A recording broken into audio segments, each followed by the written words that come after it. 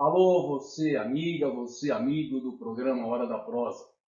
Estamos aqui para mais uma entrevista com uma personalidade da região do Grande ABC, que é escritor, que é estatístico, é sociólogo e trabalhou aí em governos municipais, trabalhou durante bastante tempo como formador na escola Perseu Abramo e tem uma trajetória riquíssima que vai nos contar aí muito do que ele tem feito. E é, além de tudo, escritor. Seu nome é Antônio Lopes Cordeiro, também conhecido como Tony Cordeiro. Tony, a palavra é sua. Diga para os nossos telespectadores quem é você, o que você andou fazendo por aí, Tony. Bom, obrigado por você ter me convidado. É uma satisfação aqui estar com vocês aqui na Copa Acesso. Eu sou pernambucano de origem e moro em São Paulo desde 63 e depois a gente foi para Pernambuco de novo, ficamos 3 anos, voltando e tal. Então, assim, ou seja, eu construí a minha vivência em São Bernardo do Campo, tá? Terra dos batateiros lá. E aí, por conta disso, eu acabei virando estatístico. Na verdade, eu não sou pesquisador, eu sou estatístico. Nem sei, não sei se hoje eu faria de novo um curso de estatística, mas fiz, não me arrependo. E aí, depois eu acabei fazendo um mestrado em administração para mediar a questão dos números com a questão da vivência já na vida política e estamos aqui na caminhada. Muito bem. Você tem uma trajetória de formador na Escola Perseu Abramo. Como é que você, um estatístico, administrador, passa a ser formador numa escola de formação política?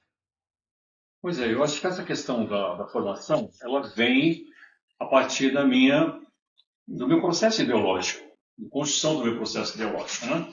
Em 1980, eu me filiei ao PT, aqui em São Bernardo do Campo, lá na Praça Lago Gomes, foi o primeiro núcleo do PT, e a partir dali eu caminhei dentro do partido, em todas as suas instâncias, e optei pela questão da formação.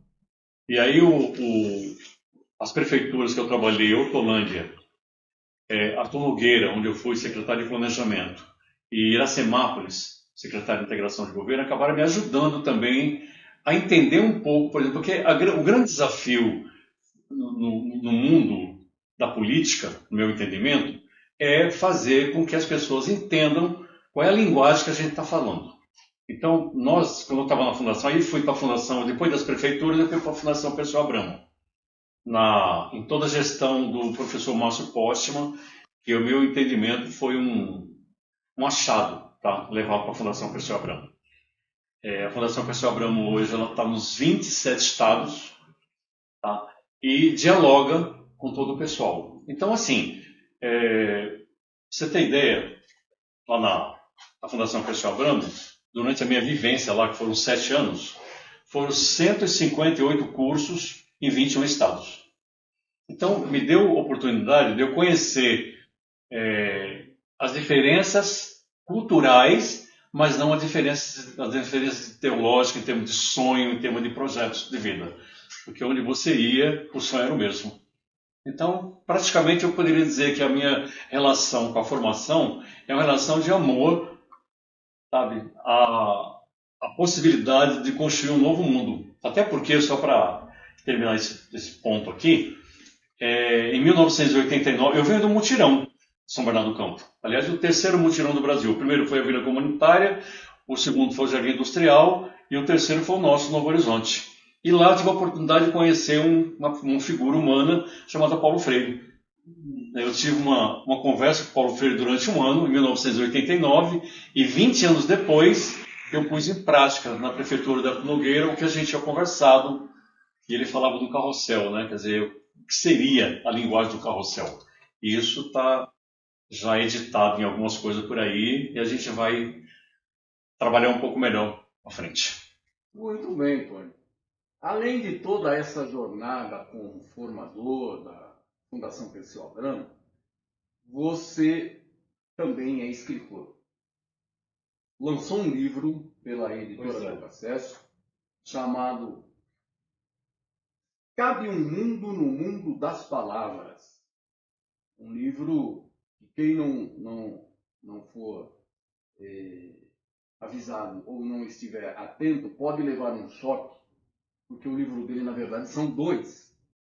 Vamos botar aqui. São dois livros, virou do outro lado. Você está vendo aqui, Cabe um Mundo no Mundo das Palavras. E aí você virou de ponta. E quando você vira, você tem Exatamente. outro livro de prosas.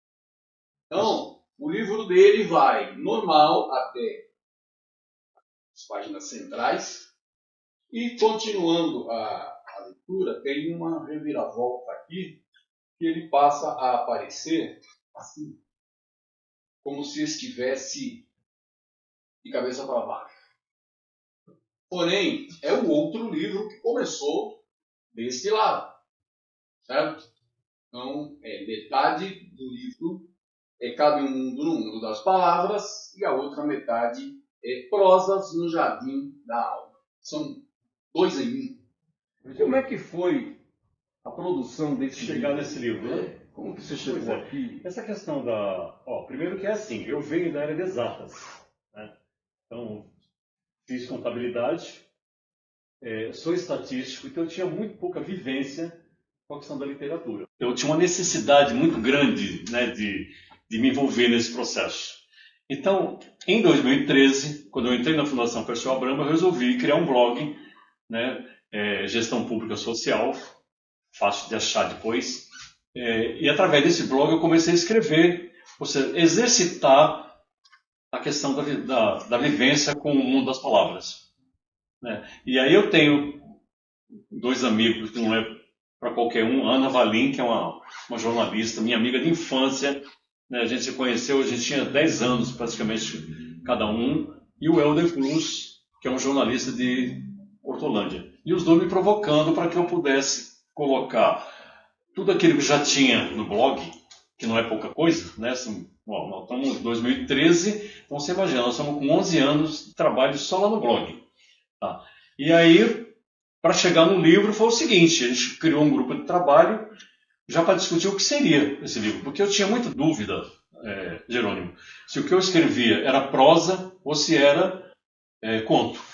Então, 3 professoras, uma do Rio de Janeiro, uma de Pernambuco, uma de Minas, resolveram ler o meu material e chegar à conclusão que era prosa, que é mais fácil, né? Para a gente escrever prosa é muito mais fácil escrever um conto, que não precisa ter começo, meio e fim. Você tem uma trajetória de vida.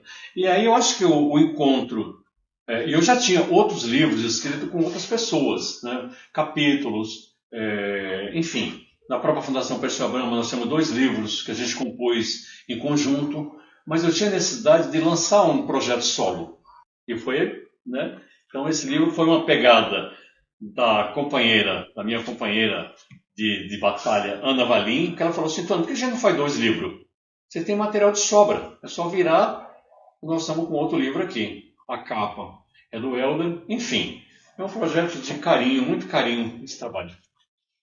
É isso. E foi publicado pela editora Copacesso. E não foi por acaso. Tá? Eu escolhi a Copacesso, né, através de uma amiga, a Ângela Tavares, que é escritora também, que lançou o livro em algum momento aqui, ela é de Americana, e ela falava assim, lança pela Copacesso, hein? E aí eu vim, e realmente tem tudo a ver com o que a gente faz. Verdade, a Ângela lançou um livro, salvo engano, em 2020, por aí. E ela nos disse que gostou muito de ter lançado pela Copacesso. Nos deixou bastante orgulhosa. E, assim como outras pessoas, a Ângela também tem recomendado a Copacesso por aí e as pessoas nos procuram. Mas muito bacana. Esse livro aqui é preciso ler com atenção para não levar um susto na hora que chega no meio do livro. É um livro para você ler, para degustar. Como a minha companheira que partiu de viagem agora em janeiro desse ano e fez uma dedicatória aí. Na verdade, é um livro para se degustar. Uhum. No momento que a gente vive de tão complexo, né, de intrigas, de ódio, de tudo. Eu acho que você falar de amor, falar de vivência, falar de carinho, falar de alma, sabe? Falar de alma. Aliás, eu gosto de usar um verbo chamado almar, né? Que nem existe, né? Quer dizer, como é que é possível as pessoas hoje não almar, sabe? Uma junção de almas. Eu acho que é isso que nós estamos precisando. E o livro é um caminho para que a gente possa chegar até aí. Muito bem. Para que os nossos telespectadores tenham uma ideia do tipo de coisa que tem no livro do Tony, eu vou pedir licença para você, Tony, para fazer uma leitura de um texto, por favor, do seu livro, que chama-se Fantasia e Realidade. Conta uma lenda que a fantasia provocou a realidade para uma prosa sobre o dia a dia da vida e sobre o mundo secreto de quem vive em fantasia. A fantasia se declarou achar dona da situação no mundo imaginário de quem a prefere, por ter nascido do que é proibido, crescido do que é oculto e viver a peitar a realidade no mundo da imaginação, onde tudo é possível de acontecer, mesmo que não aconteça. A realidade, se considerando altiva, respondeu que o tempo mostra que mais vale meio tempo do que é real do que a vida toda em fantasia. Pois no meio disso tudo, a vida faz curvas. O vento tange a poeira da fantasia e só fica o que for real. Dizem que a fantasia é o atrevimento da vontade de que algo que não se devia mexer aconteça, levando os olhos a enxergar e a mente a realizar, provocando sabores e dissabores ocultos, quando podiam ser apenas pingos de orvalho a alimentar as flores que um dia poderia ser um jardim e florir alguém em paz. Pessoalmente, acho que há ganhos e perdas quando ela ocorre, pois a fantasia insiste em estar intervindo onde não é chamada, desviando o foco e assombrando quem se atreve a enfrentá-la. Quando acaba acontecendo, parece paraíso, sem se dar conta de que no dia seguinte teremos que enfrentar nossos escombros e assombros perante a realidade. Bom mesmo é quando tornamos a fantasia uma realidade possível e brinca com a vida, fazendo com que os momentos sejam eternos, onde até a natureza mude de cor. Só quero fantasiar o que for possível realizar. Tony Cordeiro. Então, são textos assim, leves, reflexivos, poéticos, bonitos, enfim. Tem muita coisa interessante para ser lida no Cabe um Mundo, no mundo das palavras. De fato, é um mundo de palavras que tem aqui no livro do Tony Cordeiro. Eu tive a felicidade, por exemplo, de ter 16 pessoas que já me liam, que está no livro, na primeira edição. Então, na segunda edição que eu fizer, já vai ter mais gente que vivenciou a leitura. Muito bem. Tony, nós ficamos assim realmente muito felizes por ter publicado seu livro. Esse livro é um achado. Eu recomendo que todas e todos vocês procurem Cabe um Mundo no Mundo das Palavras. Mas, Tony, você, além de fazer todas essas reflexões filosóficas, poéticas, etc., você é um ativista político que teve uma atuação marcante na campanha eleitoral que a gente acabou de sair aqui do primeiro turno na cidade de São Bernardo do Campo, numa disputa acirradíssima, um empate triplo que durou até o último momento lá. Como é que você está vendo a situação hoje dessa disputa política na sociedade atual? Como que você está analisando esse enfrentamento entre a esquerda e a extrema-direita que vem aí com campanhas pesadíssimas, candidatos com muito dinheiro e com um poder de mídia muito grande, enfim. Como é que você está enxergando essa situação atual? Juliano, eu acho que a gente está... Eu acabei de completar 70 anos agora em agosto, bem vividos, graças a Deus. E eu nunca tinha passado por uma situação tão complexa como a gente está passando agora. Eu acho que nós estamos vivendo, nos últimos anos, principalmente, por exemplo, depois do que se chamou do bolsonarismo para cá, um comportamento totalmente atípico do que a gente, por exemplo, que está na vida política, poderia analisar. Talvez eu acho que quem vislumbrou melhor essa questão foi o próprio presidente Lula, onde ele comenta, por exemplo, que num passado recente, a gente fazia uma disputa política de ideias. Então, éramos adversários políticos. Claro, dentro da questão da luta de classe, nós de uma classe e eles de outro, eram dois mundos diferentes. Mas não existia, por exemplo, a questão do ódio que nos torna inimigos. Então, hoje, o grande perigo que a gente passa, por exemplo, é ser tratado como inimigo dentro do processo da política. Porque isso, além, por exemplo, de não somar nada, nos coloca, por exemplo, em xeque. Porque como é que você vai guardar as suas memórias de 70 anos de vida, praticamente, e, de repente, você não ter a oportunidade de colocar? Então, eu acho que, primeiro que, eu acabei de escrever um texto agora, que amanhã eu vou colocar no meu Face, onde eu comento, por exemplo, que a questão política, o envolvimento do processo político, se dá por algumas variáveis. A primeira delas, pela paixão.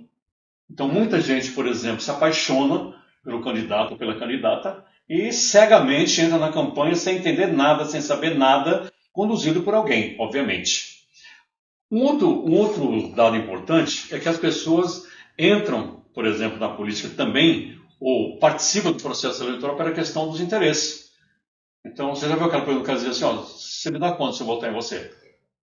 Tá? Então, a gente vive, por exemplo, numa cultura de escambo, de troca, como se fosse assim, como se a política fosse um objeto qualquer que você pudesse trocar, tá? Tira coloca o outro e simplesmente está acabado. E aí nós estamos vivendo uma terceira onda, que é essa onda do ódio que eu coloquei, onde, infelizmente, o fundamentalismo religioso, seja ele de que vertente for, acaba criando um grande problema para que a gente possa estar administrando esse processo. Quer dizer, não soma nada, muito pelo contrário, né? Fica refém de um líder, um falso líder qualquer, e de repente conduz o pessoal. E por último, uma pequena parte, da qual nós fazemos parte, tanto eu quanto você, que as pessoas que têm consciência política e fazem uma opção consciente para uma mudança efetiva na sociedade. Aliás, na minha conversa com o Paulo Freire em 89, a gente termina o Paulo Freire dizendo o seguinte: olha, não esqueça que nós, por exemplo, que somos sonhadores, vivemos de utopias. Mas quem mantém as utopias vivas são os sonhos. Se a gente não tiver sonho, morremos enquanto pessoas.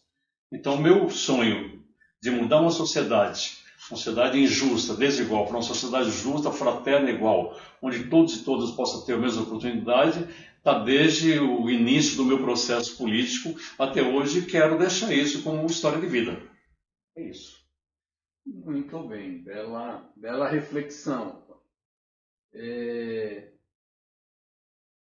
Como é que você está vendo para o futuro? O Tony Cordeiro, tem algum projeto literário, alguma atividade nova, enfim? Como é que está? O que você está planejando para o futuro? Nós estamos, eu estou dizendo tão porque um livro você não escreve sozinho. Você vai várias mãos. Depois você assinar o livro, mas são várias mãos. Então, esse grupo de trabalho que a gente criou, que a gente perdeu a Veranja Raposo Grazioli, que foi embora em janeiro, mas ele continua. E nós estamos com 2 projetos para o ano que vem. Tá? No ano que antecede o processo eleitoral. Então, nós vamos ter uma folga aí, tá, de repente, para trabalhar. Então, primeiro nós vamos lançar em março uma continuidade das prosas. Então, lançamos um 2º livro de prosa, que já está praticamente pronto. Já tem até título. Mas ainda não vamos falar porque já tem até título. Para criar uma expectativa. Era para ser lançado agora, esse ano. Mas devido a que aconteceu, tantas coisas que aconteceram, não foi possível. E em março a gente vai lançar esse 2º livro de prosa. E quando for em novembro, no ano que vem, vai sair um livro de memórias, onde eu pretendo, nesse livro de memória, contar um pouco, por exemplo, da minha vivência política e social, tudo que foi feito. E aí já é um projeto maior. A gente quer fazer um documentário, um pequeno documentário, entrevistando algumas pessoas. Enfim, ainda é um pequeno sonho, mas amplamente possível de se realizar, porque a gente tem o material. Então é isso, eu acho que quem entra nesse universo do mundo das palavras acaba sendo tocado por ele. E não vai sair tão fácil. No teu caso, por exemplo, você escreve permanentemente e aí sempre tem que te ler. Eu acho que esse que é o bom da coisa. Muito bem, é verdade. Até porque escritor é aquele que escreve. Tem que escrever sempre, né? E a obra do escritor, eu considero que ela só se objetiva quando lida por alguém.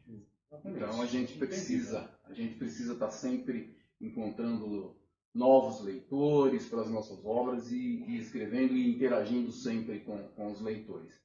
Muito bem. Saiba que para os seus próximos livros estamos aqui. O processo está à disposição e é um prazer trabalhar com você e com essa equipe que orbita em torno da sua produção literária. Agora, Tony, todas as pessoas que passam pelo Hora da Prosa são instigadas a falar um pouco, deixar alguma mensagem positiva para os nossos telespectadores, considerando a conjuntura, a atualidade, esse mundo conturbado que a gente vive. O que é que você deixa de mensagem para as pessoas que assistirem à nossa entrevista? Pois é. Eu diria o seguinte, ó, primeiro que, aproveitando daquela frase do Belchior, que viver é melhor que sonhar, isso é um fato. Viver é melhor que sonhar, claro. E a gente está vendo uma complexidade tão grande, pessoas indo embora tão cedo, mas, no entanto, nós precisamos dos sonhos para nos mover. Então, eu diria o seguinte, primeiro que esse sonho, por exemplo, coletivo, a várias mãos, de mudar a sociedade, é um sonho, por exemplo, que nos move sempre. Então, eu diria o seguinte, cada vez que a gente consegue trazer uma pessoa nova, tá, para dentro desse universo do trabalho a várias mãos, é como se a gente enriquecesse nosso próprio conhecimento, nosso próprio coração e nossa própria alma. Então, assim, direi para você o seguinte, olha, existe um mundo a ser trabalhado lá fora. E esse mundo, por exemplo, está incompleto. Talvez hoje ele seja muito mais complexo do que era 10 a 20 anos atrás. Isso não é um saudosismo, isso é pura realidade. Mas, no entanto, nós temos pessoas, sabe, de todas as matrizes, sabe, de idade e de locais, que ainda acreditam na questão do sonhar.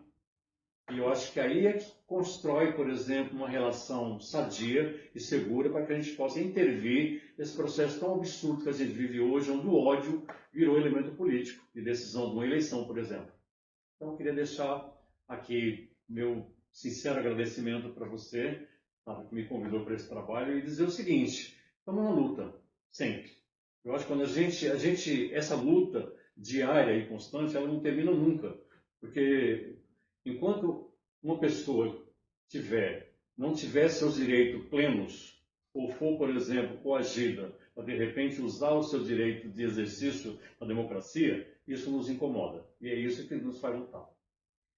Muito bem.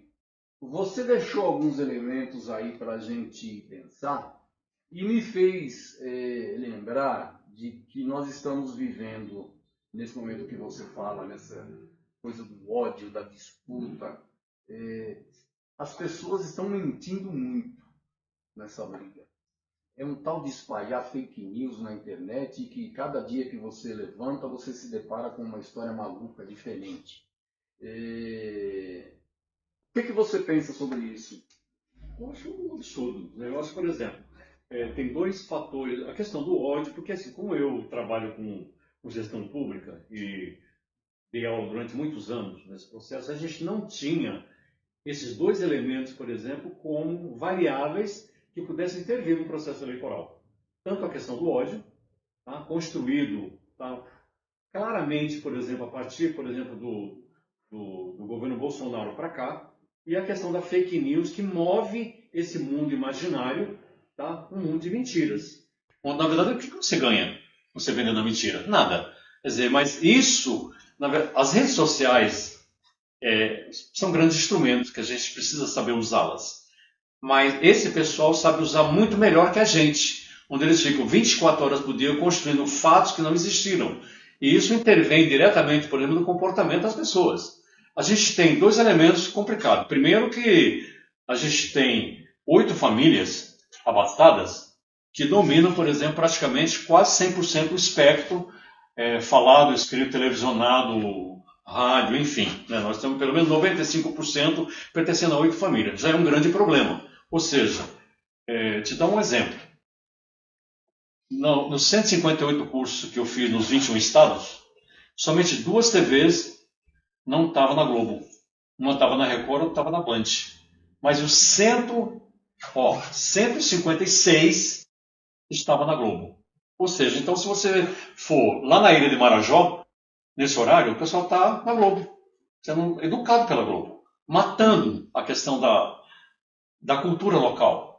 Esse é um baita problema. E a questão da fake news, ela vem diretamente nesse processo para desconstruir tudo que a gente aprendeu, por exemplo, da boa política. Então hoje vale tudo.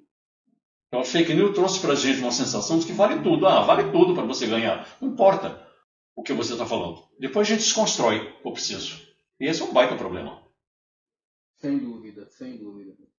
Acho que a sociedade brasileira nunca passou por um momento tão difícil como esse atual. Mas, enfim, Tony, gostei muito de recebê-lo aqui no nosso Hora da Prosa. Foi uma conversa bastante agradável. Eu espero que seja assistida por bastante gente e que as pessoas pensem sobre essas coisas todas, porque nós estamos precisando. A gente está vivendo momentos assim turbulentos, né, no relacionamento entre as pessoas, e a gente precisa que isso mude.